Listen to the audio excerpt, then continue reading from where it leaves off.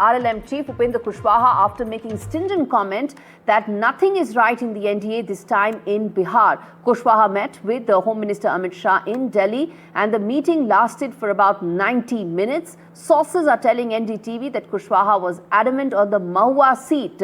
And that is where the conversation and negotiations have been very sticky, because that particular seat is what Upendra Kushwaha wants for himself, which went to LJP, Chirag Paswan's LJP.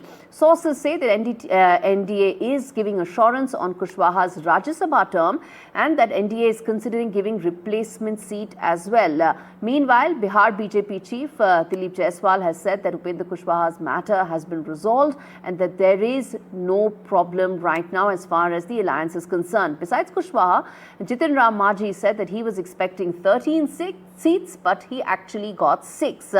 Though at the same time, he did assure that his party will support the NDA. Now, this comes at a time as parties have started releasing their candidate list.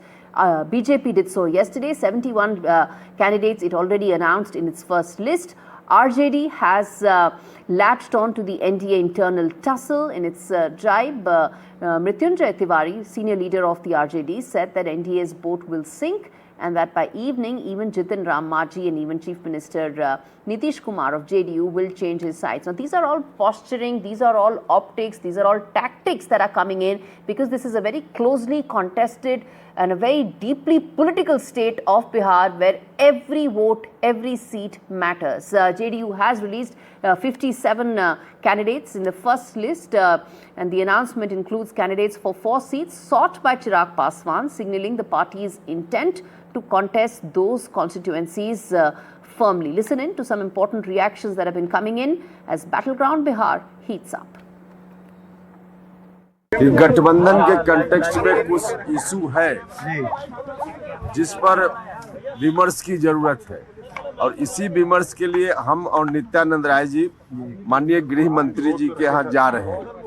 हम लोग आए, माननीय गृह मंत्री जी के साथ मुलाकात हुई और उस इशू पर विमर्श हुआ, और विमर्श के उपरांत अब हम उम्मीद करते हैं कि कोई कठिनाई आगे नहीं होगी। एनडीए की सरकार बिहार में निश्चित रूप से बनेगी। हर तरह से एनडीए में सभी घटक दल के लोग तैयार हैं। उपेंद्र कुशवाहा जी का सारा मामला हल हो चुका है और अब कहीं किसी तरह का कोई समस्या, उपेंद्र कुशवाहा जी का सारा मामला हल हो चुका है और अब कहीं किसी तरह का कोई समस्या। इस बार बिहार में पिछले सारे रिकॉर्ड तोड़ेंगे। आखिर महागठबंधन के उम्मीदवार को वोट क्यों देगा?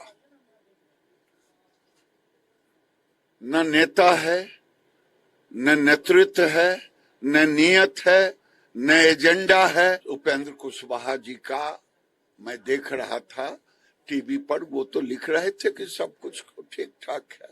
अब कुछ हुआ होगा, दिल्ली क्यों गए नहीं गए मुझे नहीं मालूम, लेकिन टीवी पर देख रहे थे, कह रहे थे कि एनडीए में सब कुछ ठीक ठाक है।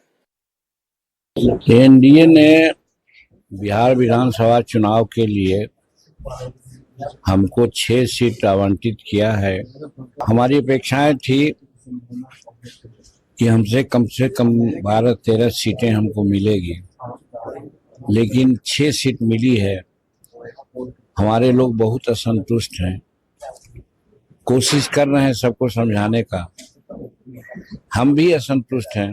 एनडीए की सरकार बने, नीतीश कुमार जी के नेतृत्व में सरकार बने, ऐसी मेरी अपेक्षाएं हैं। एनडीए में नथिंग इज वेल है, ये पूरा दिख रहा है। एनडीए की नैया अब की बार डूबेगी, ये तय है। महागठबंधन में ऑल इज वेल है। अभी तो आदरणीय उपेंद्र कुशवाहा जी ने शुरू किया है, अभी तो शाम ढलते ढलते आज आदरणीय मांझी जी, आदरणीय नीतीश कुमार जी भी अपना सुर बदलेंगे।